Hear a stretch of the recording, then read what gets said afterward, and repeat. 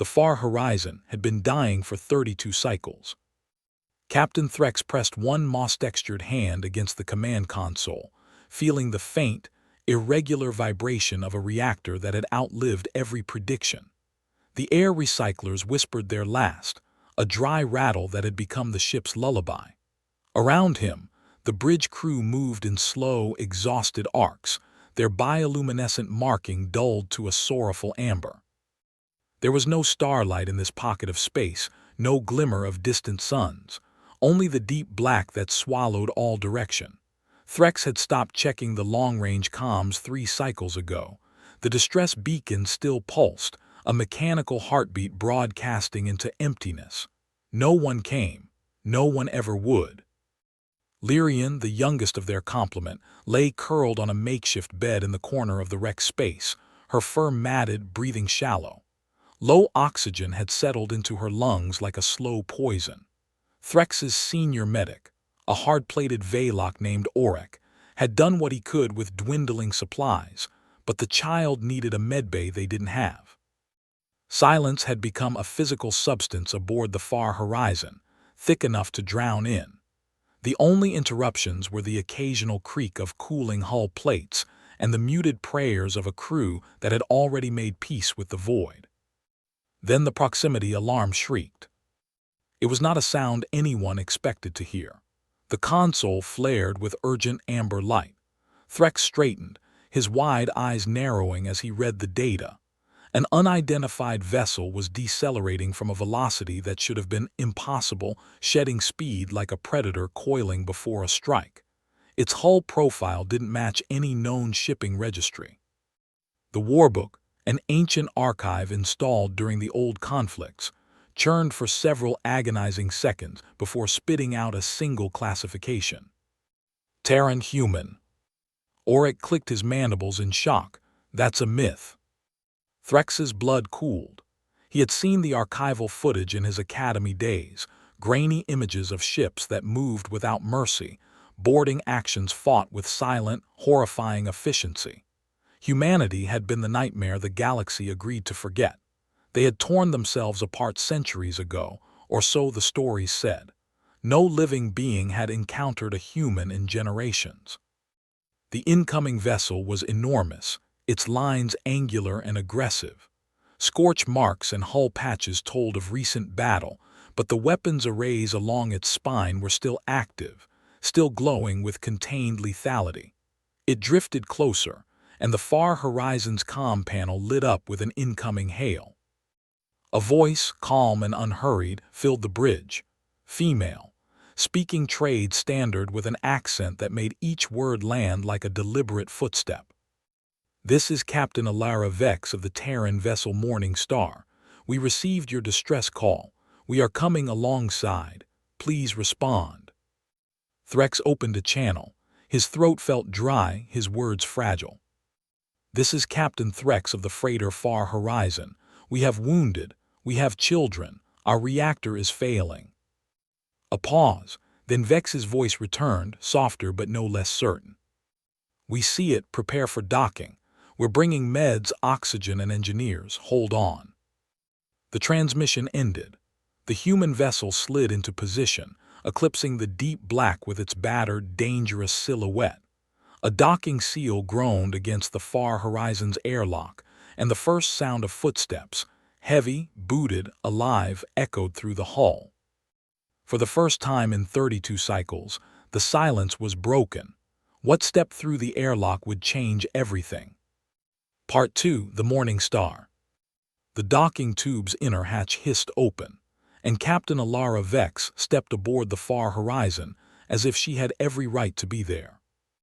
She was taller than Threx expected, her frame wrapped in a tactical vac suit that bore scars of recent combat, scorch marks, a gash across the chest plate, a missing pauldron.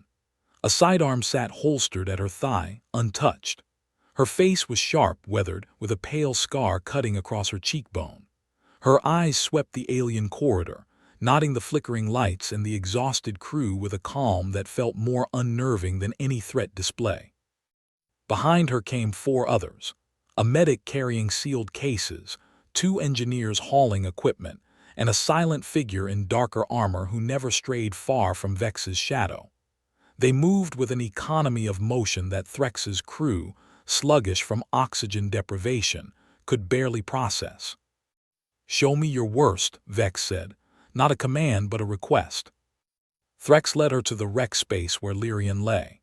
The human medic knelt beside the child, scanning her with a device that emitted a soft green grid. Within heartbeats, he had attached a portable oxygen concentrator and was administering a clear fluid through a dermal patch. Lyrian's breathing eased. Her fur began to regain its natural hue. Threx felt something crack in his chest, hope, or the terror of allowing it. "Your ship is armed," he said, quietly watching Vex as she studied the far horizon's structural readouts. Heavily. Vex didn't look up. "We were in a fight, Krell Ascendancy Hunter Pack. We won, but we took hits." "Why would you risk yourself for us? A single freighter, no strategic value." She turned then, meeting his gaze. "Because you called, and no one else answered."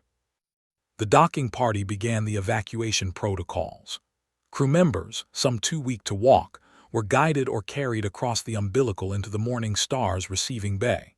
The human ship's interior was a labyrinth of exposed conduits, emergency lighting, and the lingering smell of fire suppressant. It was a warship, undeniable, but the hands that helped the aliens were steady and gentle. Threx stood at a viewport, watching the far horizon's dying reactor flicker against the dark. An engineer, a human named Olin, appeared at his side. "Captain, we've stabilized the venting for now, but the core's going to spike. We need to get everyone off within the hour, or we lose both ships when she blows." Threx turned to ask another question, but a sharp alert cut through the ship's intercom. The Morning Star's tactical officer, a woman with a voice like ground glass, spoke over the channel. "Contact, emerging from the debris cloud at bearing 329. Profile matches Krell Hunter-Killer. It was shadowing us." Vex's expression didn't change, but something lethal settled behind her eyes. "Time to intercept." 6 minutes, it's charging weapons." Threx watched the humans around him shift their posture, a subtle realignment of weight and attention. The medic kept working on Lyrian. The engineers sealed a bulkhead. No panic, no frantic orders, just a quiet, terrible readiness. The ship that had broken the silence had brought danger with it, and now the silence was about to be shattered by something far worse. Part 3, Knife in the Dark. The Krell drone screamed out of the debris field. A sliver of chitin-gray metal bristling with particle lances and torpedo tubes. It had been waiting, coasting on minimal power, and now it lunged at the crippled human vessel like a scavenger, sensing a dying beast. Aboard the Morning Star, Alara Vex took her command station. The bridge lighting dimmed to crimson, and holographic threat tracks painted the air around her. Helm hard burn along the far horizon's long axis. Weapons, stand by dorsal kinetics. Engineering, I need 60 seconds of full reactor output, then vent the port coolant line on my mark. Threx, strapped into an observer's seat, watched the human crew execute orders that made no tactical sense. The Morning Star surged forward, not away from the drone but toward it, using the bulk of the dying freighter as a shield for half a heartbeat before peeling off. The drone fired. A particle lance raked across the human ship's ventral hull, tearing open a cargo bay and spilling debris into space. Alarms howled, but Vex's voice cut through them. "Weapons, fire a single kinetic slug into the debris cloud. Detonate on proximity." The slug streaked into the spinning wreckage of the cargo bay.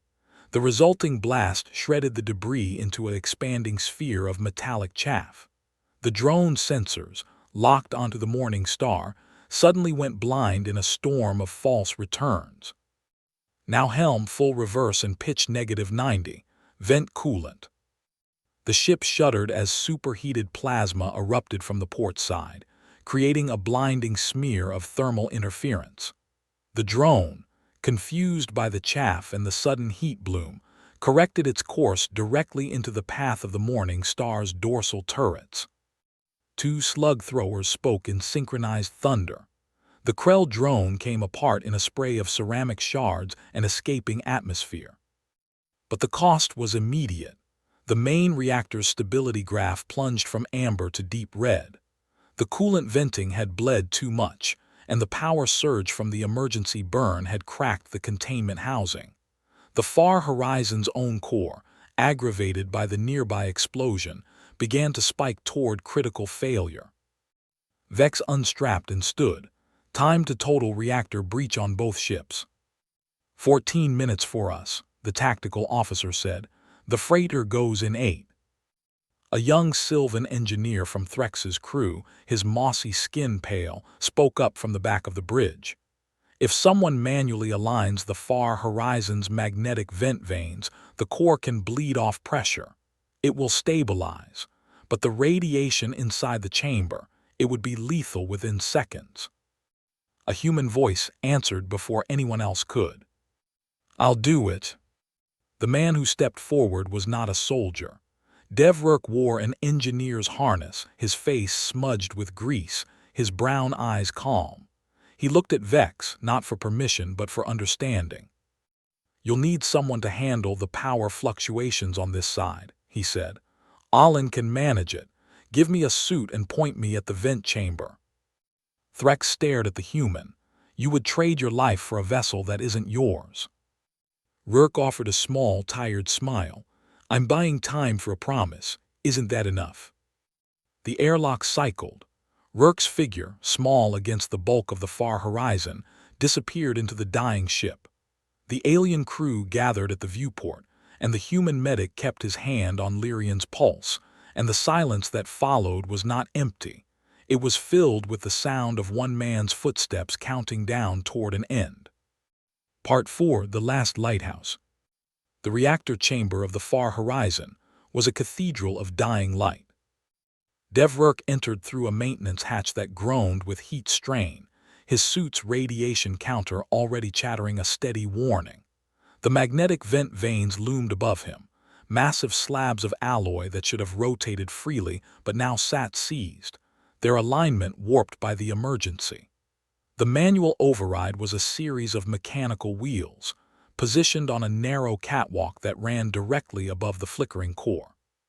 He climbed. His breathing was steady, loud inside the helmet.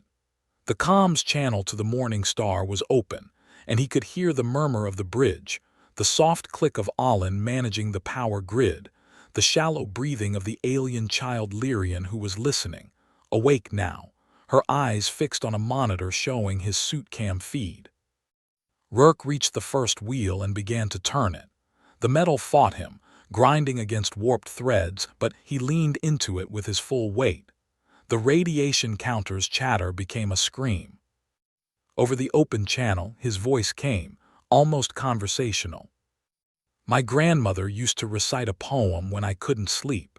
It was about a lighthouse keeper on a coast that always had storms. The ships would lose their way, and the keeper would climb the tower and light the lamp, even when the wind broke the windows and the sea came up the stairs." He moved to the second wheel. His gauntlets slipped on condensation, but he locked them around the spokes and pulled. The vent vane groaned, shifted a fraction, then a degree. The reactor's pressure gauge on the Morning Star's display began to drop. The poem ends with a line I never understood until now. "Burn, little flame, so the lost can see home." Threx watched the alien engineer's panel, where the core's critical spike was flattening. The magnetic vent was working, venting the lethal pressure in a controlled stream into the void. The Far Horizon was going to stabilize. The crew would have a ship to return to. But the radiation inside that chamber was no longer survivable. The suit's integrity warning was a flat, continuous tone. Rourke turned the final wheel. The vanes locked into alignment with a resonant thud that carried through the hull. The reactor's heartbeat steadied into a safe rhythm. He slumped against the catwalk railing, his faceplate fogging. The feed showed his eyes, still calm, still focused on something beyond the metal and the storm. "Captain Vex," he said, his voice thin. "Tell them the lighthouse is lit. You can come home." The suit breach alarm registered a fatal exposure before the signal cut. Aboard the Morning Star, no one spoke. Threx lowered his head, the weight of a stranger's sacrifice settling into his bones.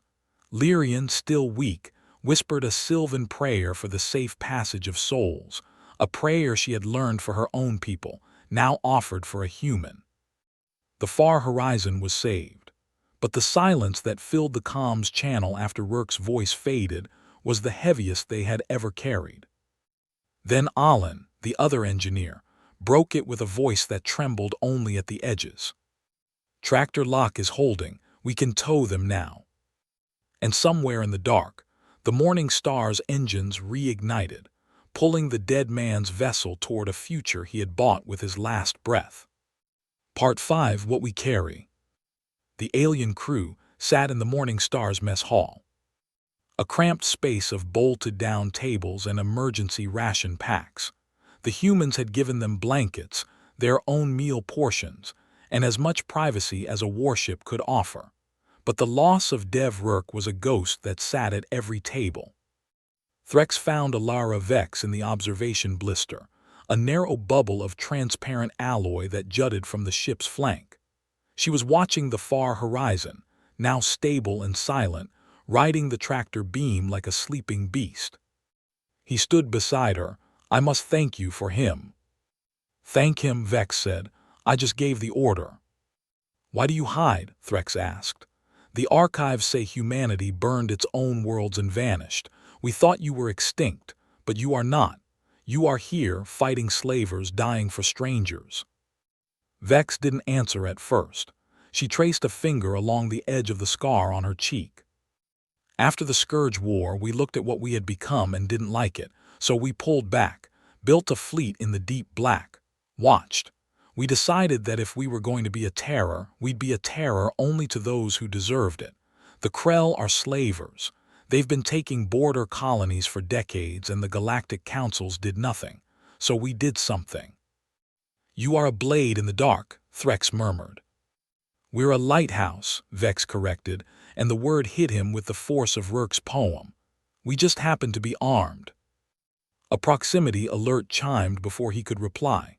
Vex's expression hardened as she read the data on her wrist display. She touched her comm. "Bridge report." The tactical officer's voice came back tight. "Captain, multiple FTL wakes just registered at the system edge. Krell battle group. At least 6 heavy cruisers, a carrier, and escorts. They must have tracked the hunter-killer's last transmission. They'll be in weapons range in 40 minutes. Threx felt his blood turn to ice. The Morning Star was battered, her reactor held together with emergency patches and hope. Even at full strength, she couldn't fight that many ships. And the far horizon, still on tow, was a liability they couldn't cut loose. Vex was already moving toward the bridge. Options. "We can't outrun them with the freighter attached. If we drop the tow and redline the engines, we might make a jump point, but..." "Not an option." Next. Threx followed her onto the bridge, his mind racing. Lyrian was there, sitting in a corner with a blanket around her shoulders, her eyes still hollow but alert. She had been listening to the comms chatter. "The far horizon's hyperwave array," she said, her voice small but steady. "It's an old model, but it can project a false fleet signature. I've maintained it myself. If we can make the Krell think a larger human force is gathering here, they might break formation." Vex turned to her, and for a moment something flickered behind the captain's guarded expression. Respect. "How convincing a signature." "Enough to fool long-range scans if we layer it with the Morning Star's own transponder noise. But the array has to be triggered from the far horizon's bridge. The encryption is tied to my biocode. No one else can activate it." Threx understood what she was offering before she said it. He opened his mouth to forbid it, but Lyrian met his eyes with a steadiness that belied her age. "I'm the only one," she said. "Let me do what the human did. Let me be a lighthouse too." The bridge fell quiet. Vex looked at Threx, and in that shared gaze was a negotiation no words could capture, a captain's duty, a protector's despair, and the terrible algebra of sacrifice. "We'll find another way," Vex said.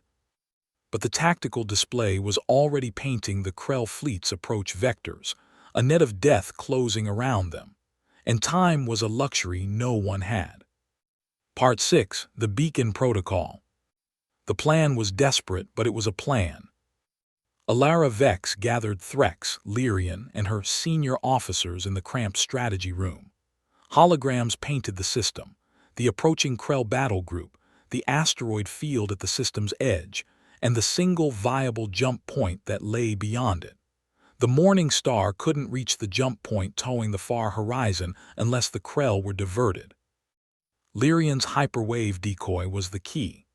The far horizon's old array could project the signatures of a dozen human warships, a phantom fleet. If activated at the right moment, it would force the Krell commander to split attention, giving the Morning Star a window.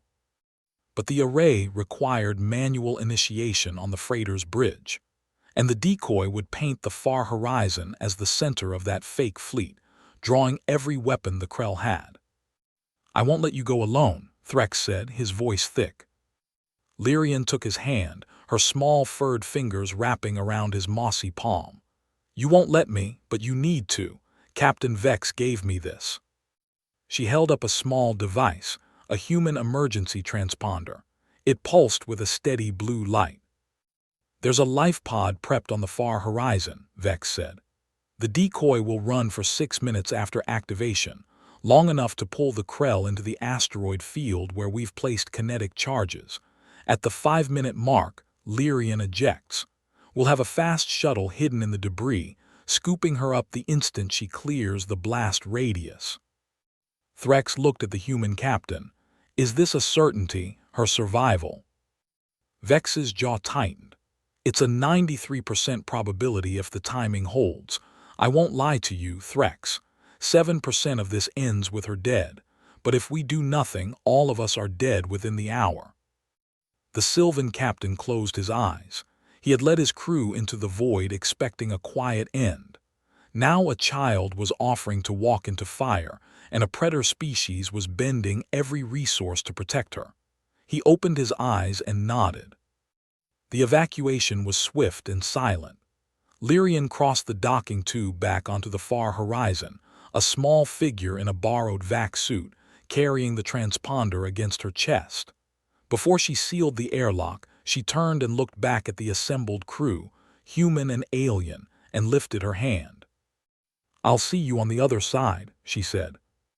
The Morning Star pulled away, positioning itself on the jump trajectory. The asteroid field drifted ahead, a maze of tumbling rock and frozen metal.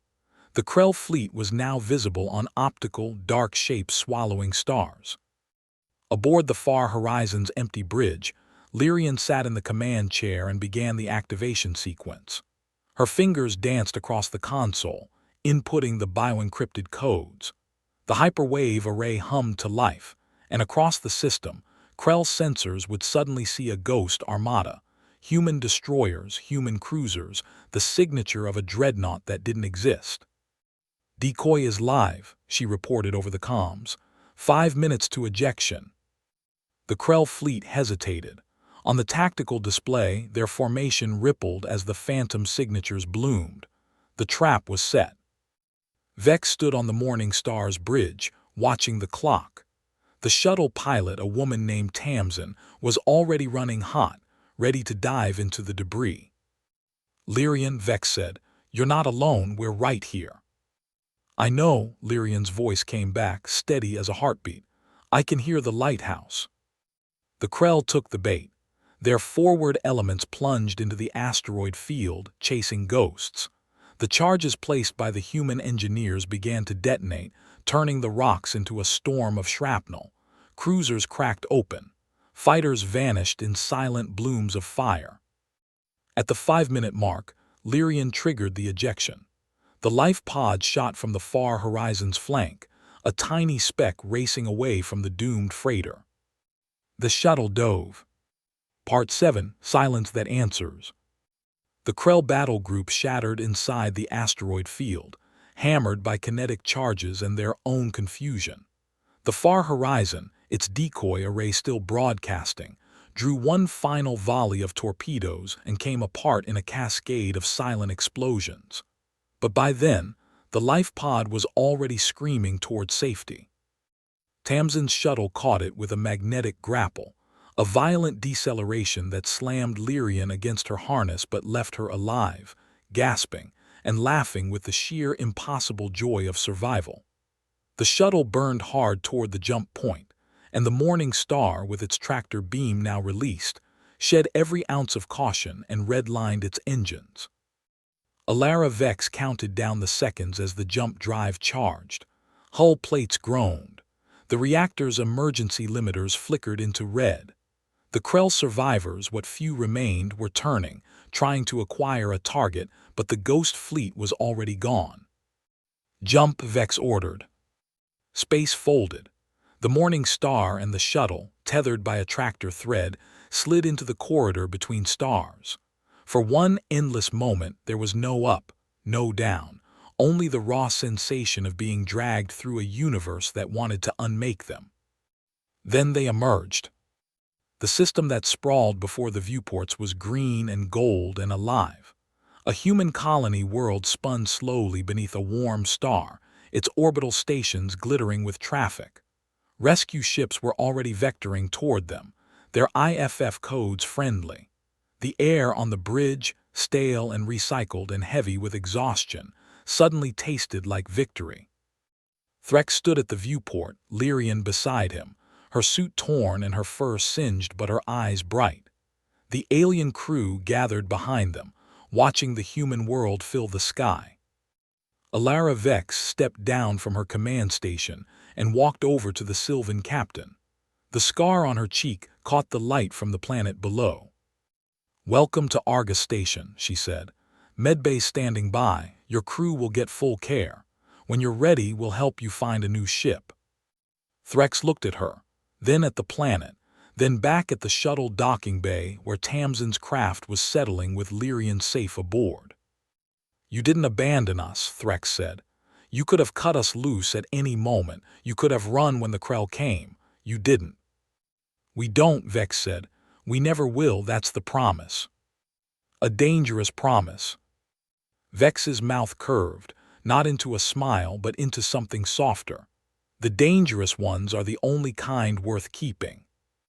Much later, after the medics had cleared Lyrian and the crew had been assigned quarters, and the Morning Star had entered dry dock for repairs, a signal technician on Argus Station picked up a looping transmission.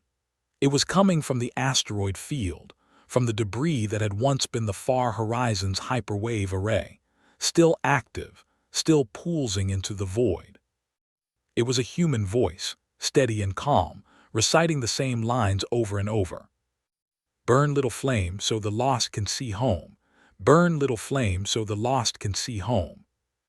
Devruk's voice, his poem, a lighthouse still shining in the dark long after the keeper was gone.